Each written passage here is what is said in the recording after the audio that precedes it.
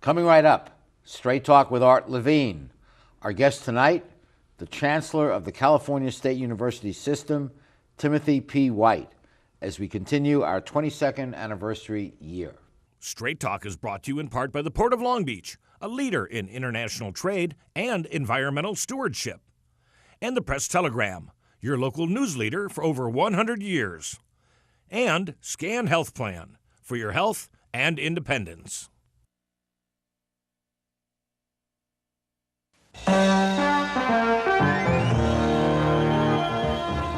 Join us for tonight's edition of Straight Talk. And now your host, Art Levine. Good evening and welcome to Straight Talk. We have a great show for you tonight. Our guest for the entire show is the Chancellor of the California State University System, Timothy P. White. Mr. Chancellor, welcome to our show. Happy to be here, Art. It's a very exciting time in the life of our community. And first, congratulations on your selection as Chancellor. Thank you. You supervise 23 campuses, of which Cal State Long Beach is one.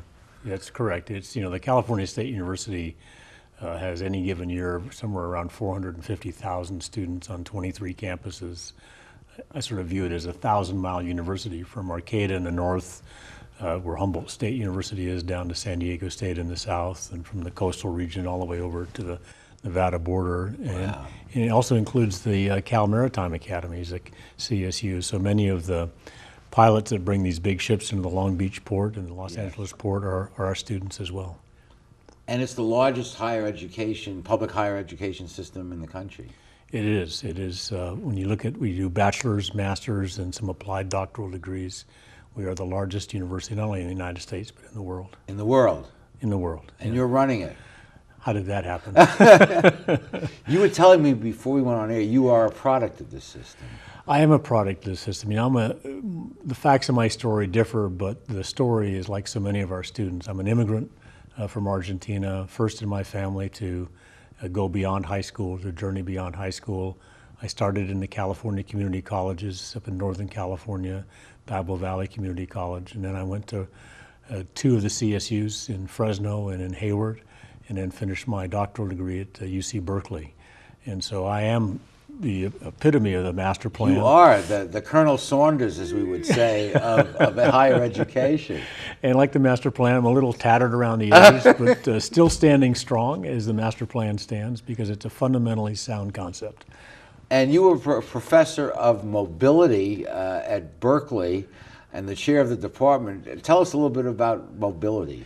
Yeah, so my work has been very interesting. I've studied how muscles can be transplanted surgically and then how you train them to do a different function.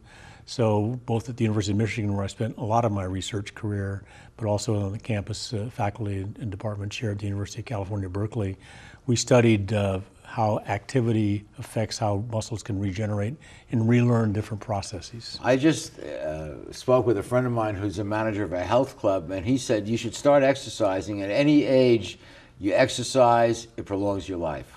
It's certainly a lot of evidence that it prolongs your life, but it certainly adds life to your years as well. And it's not only the skeletal muscle, but the cardiovascular system.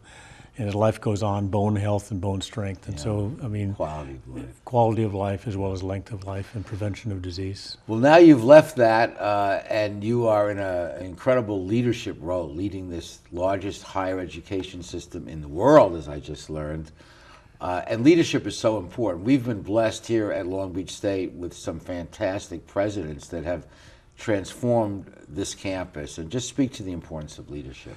Well, leadership really does matter in public higher education, and you're correct. Long Beach State has benefited, and the new president coming in this summer, Jane Close Connolly, will continue that tradition. And I think the real characteristic of the presidents here and the very best across our entire system are because they focus on the needs of students, and they think about where those students have been in life and where they're trying to go in life, and how the university can challenge, at the same time support them to be successful, not only in the ABCs of their majors of business or chemistry, but in the communication skills and cultural competence and understanding world dynamics and politics and faith, because when they leave here, they're entering a world economy, and our job is to prepare them to live and work and succeed and prosper in that world economy.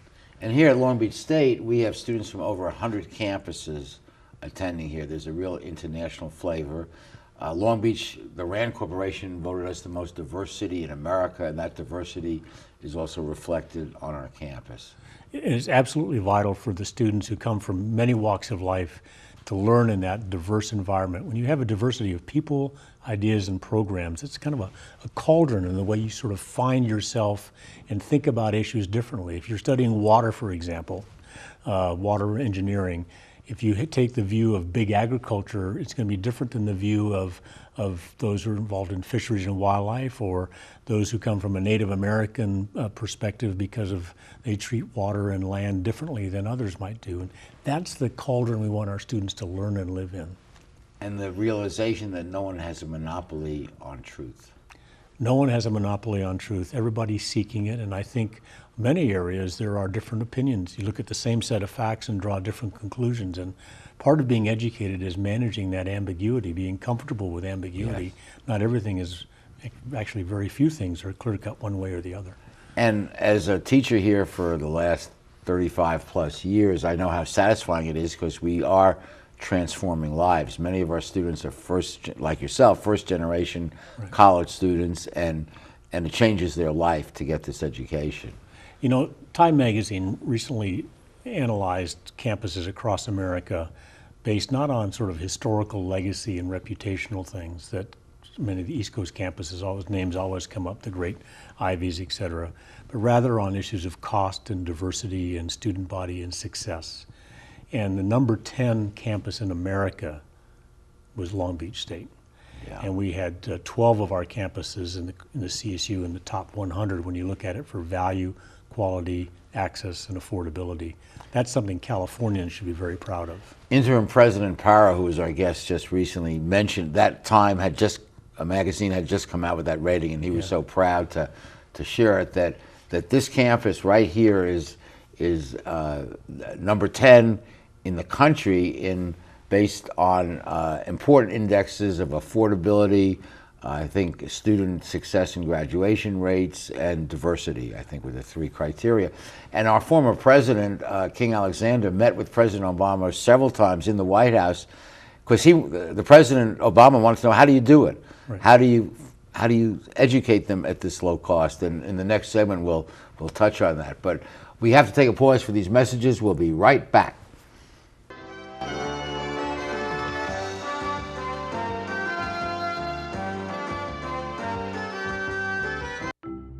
At the Port of Long Beach, we're not only delivering jobs, smart ideas, and forward-thinking environmental initiatives, we're also delivering opportunity for all of Southern California. Oh, and a clearer horizon line. To learn more, go to polb.com. The Port of Long Beach, thinking outside the docks. Hello, I'm Jessica Hardy, a proud Long Beach native and a member of the USA Swimming national team. Having spent much of my life in water, I've developed a deep appreciation for the valuable role that this precious resource plays in our lives. In recent years, California's water supply has become unreliable. To address this reality, Long Beach residents have dramatically reduced their water use through permanent lifestyle changes. In doing so, Long Beach has made itself a leader in water conservation. As I work hard to achieve my personal goal of qualifying for the 2012 Summer Olympics, I encourage you to continue your tremendous efforts to use water in smart and responsible ways. So join me and your fellow Long Beach residents in strengthening the water conservation movement. By making small but significant changes in our water use habits, together we can ensure that we have a reliable water supply for many generations to come.